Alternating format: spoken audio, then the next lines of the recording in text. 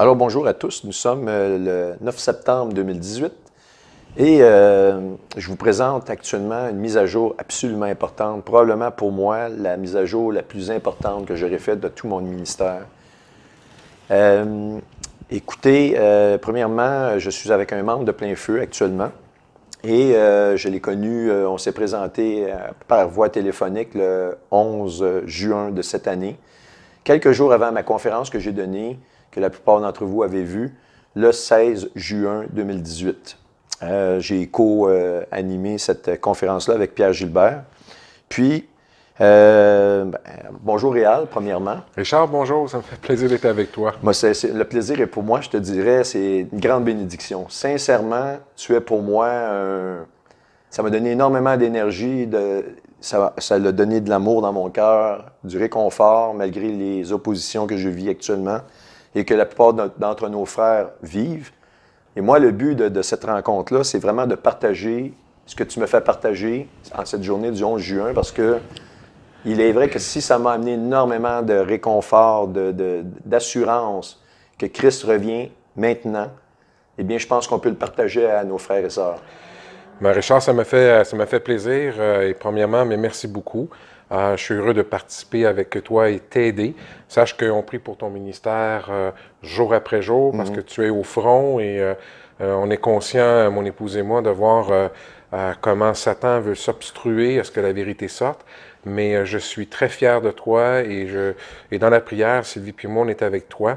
Donc, effectivement, on a eu une très belle rencontre lors de la conférence.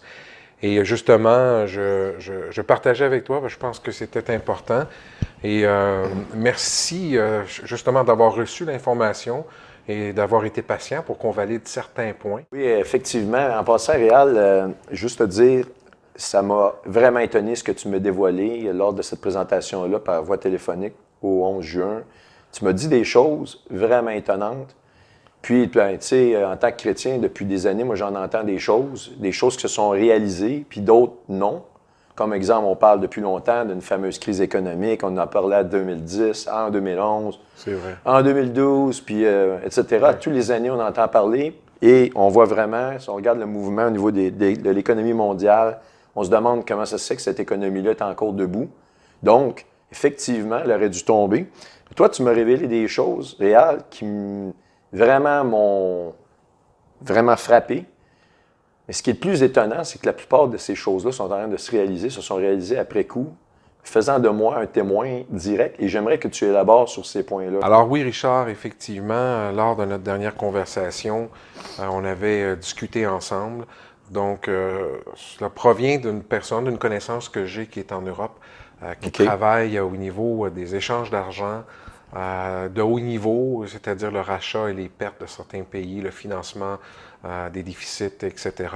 Et dans la conversation, on a jasé ensemble et il me partageait que actuellement, ceux qui gèrent tout cet argent-là veulent être capables, d'ici à Noël, ce qu'il dit, c'est de retirer l'argent liquide et les devises liquides qu'il y a qui sont à travers le monde actuellement.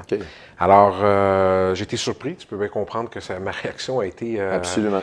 J'ai dit, écoute, on est déjà en septembre, c'est novembre, décembre, c'est octobre, c'est très vite. C'est très vite. Alors, on a continué la conversation. Alors, j'ai dit, il faut qu'il arrive quelque chose d'assez grandiose pour convaincre non seulement un pays, mais quand même la planète, les habitants de la planète. Absolument. Alors, ce qu'il me disait, c'est que il disait, il va y avoir pour ça une guerre très rapidement. Pour être capable de convaincre les gens de la planète de retirer l'argent liquide, il faut qu'il y ait une guerre. Et ce qu'il me disait, c'est que cette guerre va être rapide parce que le système bancaire actuellement a déjà crashé en 2008, comme tu le sais. Absolument. Donc, évidemment, ils l'ont rattrapé par la peau, comme on dit, par la peau des dents, ils l'ont rattrapé. Ouais. Mais s'il a fallu que vraiment ça plante en 2008 et qu'ils reviennent avec un autre plan financier pour refinancer, qui aurait cru dans leur menterie?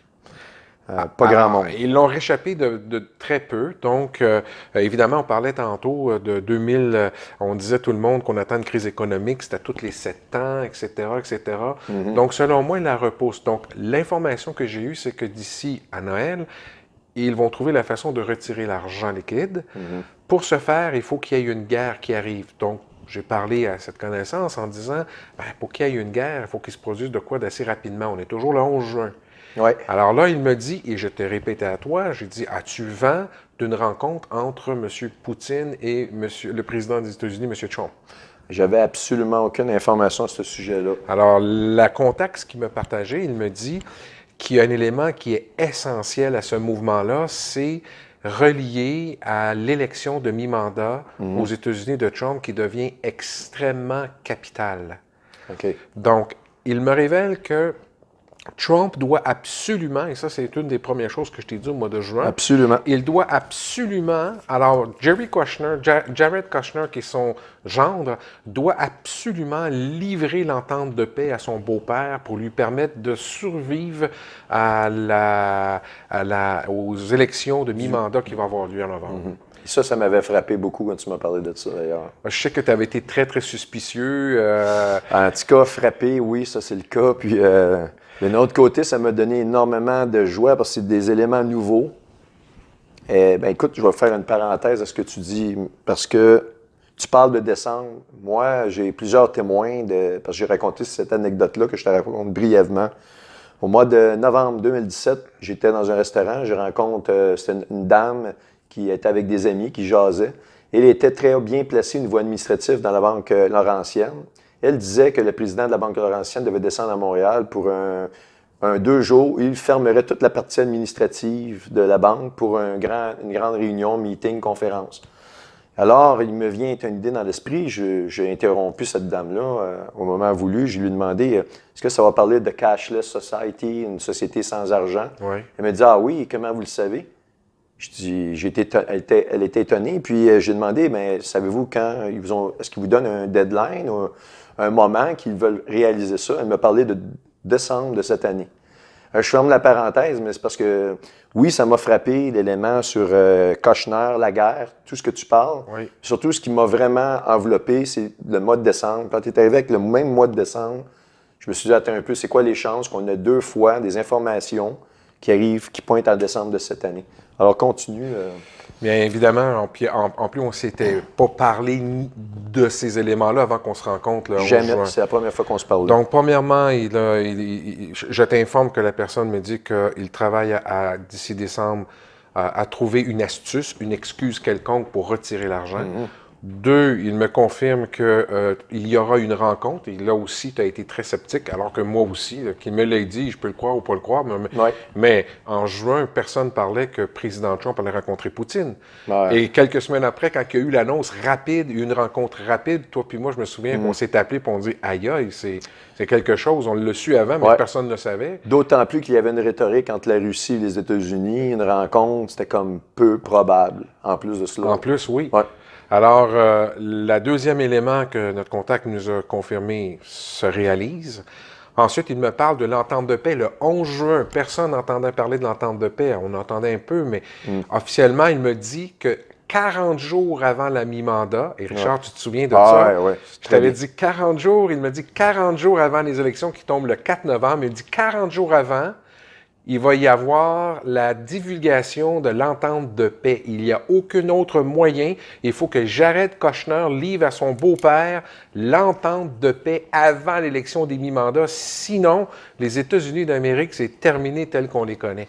Il faut qu'ils passent le mi-mandat. Et il t'avait expliqué pourquoi 40 jours. Il t'avait donné une indication. Il m'a expliqué, j'ai posé la question, mais pourquoi 40 jours? Alors, il m'a dit tout simplement qu'en politique, 40 jours fait toute la différence entre on donne une information au public et ça prend 40 jours pour former une opinion puis pouvoir dire « je me positionne ». Autrement dit, tu fais dans une campagne électorale, par exemple, tu poses un geste et il faut que tu attendes un délai de 40 jours avant d'avoir un mouvement palpable dans la société. Exactement. Okay. Et d'autant plus qu'on sait qu'actuellement aux États-Unis, il ne faut pas se leurrer que les plus grands mainstream qui sont aux États-Unis vont certainement pas courir pour annoncer la nouvelle. Ils vont tout faire pour l'excuser, la tasser, etc. Donc, il y a 40 jours. Donc, il a bien dit qu'il va avoir l'annonce. Jared Kushner allait livrer à son beau-père 40 jours avant l'entente de paix. OK, alors là, toi puis moi, on se souvient qu'on s'était regardé avec des gros yeux. On se disait, écoute, on va faire une conférence nous-mêmes le 5 juin, 4 jours après. On va bien rire si ça arrive, mais là, on a resté surpris quand c'était, l'annonce que Trump dit « je rencontre Poutine immédiatement », ça s'est fait en 3 semaines. Ouais. Là, déjà, on était sceptiques. Très, oui. Et ça s'est fait. Ensuite de ça, on entend, et c'est toi qui m'as appelé pour me dire... Oui, la semaine passée, oui. Que tu me dis, mais là, écoute, le 25, ils annoncent qu'ils vont dévoiler une entente de paix. Et combien de temps avant le 4? Ben, écoute, c'est pas compliqué. Le titre, on a vu beaucoup d'annonces sur le travail que Trump fait avec son gendre actuellement sur l'accord de paix, et on voit toujours des titres du genre, ils sont prêts à dévoiler des esquisses de l'entente de paix, etc. Pour la première fois, la semaine passée, je t'ai envoyé l'article, là. Et le titre va comme suit, je vais paraphraser un peu, mais c'est que Trump est prêt à dévoiler le deal du siècle. Et il donne la date aux Nations unies, devant les nations en plus. Toutes les nations vont être témoins, ce que moi je pense être la plus grande prophétie que tout chrétien on attend, de Daniel 9, 27. Ça, on va y revenir, mais le 25 septembre, et si vous rentrez dans un calculateur de date, le 25 septembre, vous arrivez 40 jours précisément avant la mi-mandat qui est le 4 novembre. Écoute, là, je ne veux pas rire, mais je trouve ça incroyable. Ça, je peux vous dire, je suis témoin. Tu as été très précis lorsque tu m'as parlé le 11 juin. Tu m'as parlé de ces 40 jours. Et 40 jours, pour moi, c'est très important. Ma fille étant restée 40 minutes dans la mort à la naissance. On parle des 40 jours dans le désert. Fait que pour moi, le chiffre 40, c'est un chiffre que je ne peux pas oublier. Donc, vraiment extraordinaire. Ça. Je me souviens du silence qu'on avait au téléphone lorsqu'on a calculé puis qu'on est arrivé à 40 jours. On ne parlait plus, hein? Bien, j'étais moi-même sceptique. J'ai dû vérifier 3 fois d'un calcul que je voyais devant mes yeux. Puis, je fermais mon écran et je recommençais le calcul. J'arrivais toujours à 40 jours. Pas beaucoup de surprises là-dessus, mais... Alors, il reste des éléments qui sont importants parce qu'il reste dans ce qu'on a eu comme communication, le privilège d'avoir eu cette communication-là. Oui. C'est qu'il reste toujours encore de l'argent liquide actuellement qui fonctionne. Les devises sont encore en circulation dans le monde financier au moment où on parle. Et pour les faire changer, comme on a parlé un petit peu tantôt, ou peut-être revenir rapidement, évidemment que le monde financier ne peut pas avoir le clash financier puis revenir avec un programme nouveau à présenter. Ça passerait pas. Alors, ils ne peuvent pas se le mettre sur leur propre dos comme quoi qu'ils ont échoué. Alors, comme justement ce contact-là disait, ils sont en attente d'une guerre qui doit arriver rapidement pour dire, voyez-vous la guerre qui vient de se produire, avez-vous vu, on nommera des pays tantôt, mais avez-vous vu tel pays qui sont économiquement à terre, ils ont sorti quasiment pour 100 milliards d'armements pour se défendre alors qu'on ne savait pas. Alors, ce qu'ils vont dire, c'est que il est temps maintenant de retirer l'argent liquide de toutes les devises, ce qui permet de payer et d'armer des pays et des tiers pour pouvoir faire la guerre et ne pas mettre la paix sur cette terre. Donc, retirons l'argent liquide parce que, voyez, cette guerre a pu nous démontrer telle et telle et telle et telle organisation et pays se sont armés et on n'en savait rien, c'est grâce à l'argent liquide. Donc, retirons l'argent liquide et on va mettre une nouvelle devise électronique en place, ce qui va nous permettre de pouvoir gérer et enlever les transferts d'argent pour payer des armes, et ça inclut également la drogue qui circule. Ah, ça, s'il rajoute ce point-là, je suis d'accord, les gens vont gober ça absolument. Ils vont vraiment penser que ces éléments-là sont vraiment les éléments véritables. D'autant plus que, personnellement, je me suis toujours questionné comment ils pourraient redonner aux gens confiance dans une économie. Bien, parce que si l'économie tombe, elle tombe, et on voit l'historique à tous les 7 ans, tu parlais, il y a un mouvement de baisse économique. Les gens sont pas mal tannés de laisser un peu de leur chemise à travers ces mouvements-là. Donc, on le voit d'ailleurs, les marchés sont plus nerveux actuellement. Ils commencent à trouver que la route a été longue. Et cet événement-là serait le plan parfait. Je veux dire, c'est quelque chose que je n'avais pas pensé avant. Lorsque tu m'en as parlé, je me rappelle, le 11 juin, je me suis dit, wow! C'est vraiment un plan génial. Ça, c'est trop précis, trop intelligent pour ne pas être vrai. D'autant plus que tu te rappelles qu'on a vu, juste avant qu'Obama termine son dernier mandat, qu'est-ce qu'il avait fait, Obama, avec l'Iran? Il y avait eu un article là-dessus qu'il avait envoyé des quantités incroyables en argent américain liquide à l'Iran. Exact. Alors, Et pendant le mandat aussi, il ne faut pas oublier que pendant le mandat d'Obama, à travers sa secrétaire d'État, qui était à l'époque Mme Clinton, a permis aussi le transfert d'uranium enrichi à la Russie, sous le mandat d'Obama. Et il ne faut pas oublier aussi le transfert qu'il y a eu au niveau des plans, des transferts technologiques au niveau des fusils hypersoniques. Effectivement. Qui a été fait sous ce mandat-là également. Donc, mais ceci dit, il reste quand même que l'argent des devises, au moment où on se parle, on est quand même à 2 mois de décembre. Ouais. Mais l'élément important, c'est que pour que cette devise-là s'en aille, Richard, et c'est ce qui est intéressant dans la discussion qu'on a souvent ensemble, c'est l'élément suivant. C'est que avant que les devises soient enlevées, il faut qu'il y ait une guerre. On est en septembre. Ouais. Et si on regarde géographiquement et politiquement, alors il faut y regarder comme il faut. La semaine dernière, il y a eu M. Macron qui a dit « Nous avons une rencontre avec Poutine et M. de la Chine, le président de la Chine, M. Xi, et ils sont après mettre en place une monnaie commune à l'Europe avec la Russie, avec la Chine, et pour remplacer la devise sur laquelle le marché mondial est appuyé, c'est le dollar américain. Donc, ils sont après remplacés. Et pas plus tard qu'encore la semaine passée, le ministre des Finances de la chancelière allemande, Mme Merkel, a annoncé qu'il est après faire une entente de se soutirer à NATO, qu'ils n'ont plus besoin parce que les États-Unis ont créé NATO avec l'Europe. Oui. Et maintenant, le secrétaire aux finances en Allemagne vient de dire qu'ils sont après s'entendre avec la Chine, avec Moscou, pour 2 éléments. Mettre en place cette nouvelle monnaie qui va avoir cours, et ils veulent l'avoir mondiale pour complètement délester le dollar américain, ce qui va créer une crise financière énorme. Et deuxième élément, c'est que la Russie va devenir le protecteur militaire de cette nouvelle Europe, cette nouvelle alliance. Ah, ça, c'est incroyable. Je veux dire, ça vient appuyer toutes les informations qui t'ont été données. Moi, selon moi, il n'y a aucune erreur possible. Tout ça à l'intérieur d'un laps de temps d'environ 2 mois. 2 mois, c'est comme... C'est comme... Ouais. Alors, le dessin devant nous, sans oublier qu'on t'a parlé qu'on est le 9, mais il ne faut pas oublier qu'il y a 2 jours, M. Poutine, Rouhani et Erdogan se sont rencontrés à Téhéran. Richard, ils ont fait, et sais-tu comment est-ce qu'ils ont appelé cette rencontre qui a eu 2 jours, juste 2 jours avant qu'on se rencontre, nous? Ils ont appelé ça Astana, the Peace Processes.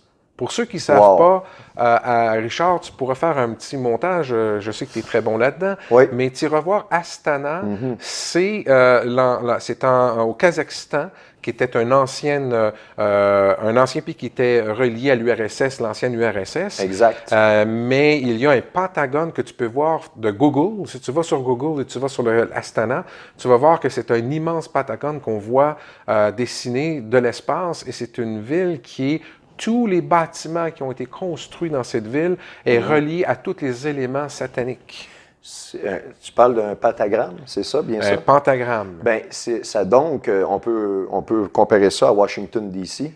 Washington, D.C., c'est fait selon la grande franc-maçonnerie. Tout le monde voit le pentagramme. Oui. Est-ce qu'on peut supposer qu'éventuellement, ils ont trouvé un remplacement de ce pentagramme-là, ils vont le transférer, un changement de pouvoir de Washington à... C'est quoi le nom de la ville déjà? Astana. Astana. Astana, c'est comme l'inverse de Satan, ça? Oui, voilà. Et beaucoup de gens, pas besoin d'être chrétien, vous pouvez aller le voir, beaucoup de gens prédisent que ça va être probablement le futur site du gouvernement mondial à venir, mais j'espère qu'on n'y sera pas à ce moment-là. Mais voilà. Donc, mais ceci dit, c'est pour dire qu'actuellement, géopolitiquement en Europe, les États-Unis sont complètement isolés parce que là, l'Europe, l'Allemagne, Macron parle de délaisser NATO au profit des 10 pays. Il y a 1 mois et demi, Macron a dit voici les 10 pays maintenant qui font partie de l'Union européenne officiellement pour faire des négociations.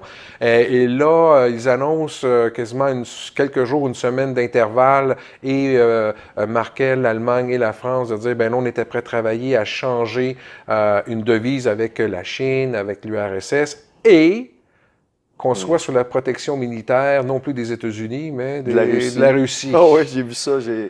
Avec tout ça, après que tu m'as dévoilé ces informations-là, sans compter plein d'autres informations qu'on a, comme le retour d'Obama en politique, comme subitement, quelques jours avant la fameuse annonce du 25 septembre de Trump aux Nations Unies sur le deal du siècle. Écoute, Richard, avant de revenir avec le président, l'ancien président Obama, dans son devoir de réserve de président, qui est extraordinaire, mais qui est même, c'est une surprise de taille, j'aimerais qu'on revienne sur la déclaration qui a été faite, que nous, quand j'en ai parlé, qu'elle est, avant la mi-mandat, officiellement présenter une entente de paix que Jared Kushner doit lui livrer selon l'information. Ouais. Alors, l'important, c'est le 25 qui a été fait le 25 septembre. Ça, c'est le cœur de cette présentation-là. Bien, l'important de cette présentation-là, et c'est des hypothèses, d'accord? Oui. Mais actuellement, il faut faire attention dans le sens que je crois, ou j'ai un ressenti que si M. Trump avait décidé de la proposer à la Maison-Blanche, dans leur maison, dans le bureau ovale. Le bureau ovale, ce serait, je ne vous la présente pas, je l'impose. Elle est faite, elle est signée, voilà, je l'annonce au monde entier, c'est parti. Le fait qu'il la propose aux Nations Unies, puis il n'est pas vraiment non plus très chaud aux Nations Unies, M. Trump, mais le fait qu'il la propose aux Nations Unies, et tu sais qu'il y a quelques jours, je pense 3-4 jours, Nikki Haley a déclaré qu'il y aurait un dévoilement d'une entente de paix et qu'elle serait dévoilée uniquement si une personne y serait présente. Et on parle bien de Abbas, qui est le Gaza. Donc, et sache que il y a aussi une rencontre avec Abu Abbas et le président Trump qui va se faire là, dans les jours ou les moments où on se parle. Avant l'annonce du 25. Avant l'annonce du 25. Donc, selon moi, pourquoi est-ce qu'il la propose le 25 aux Nations Unies? Voilà ce que je pense.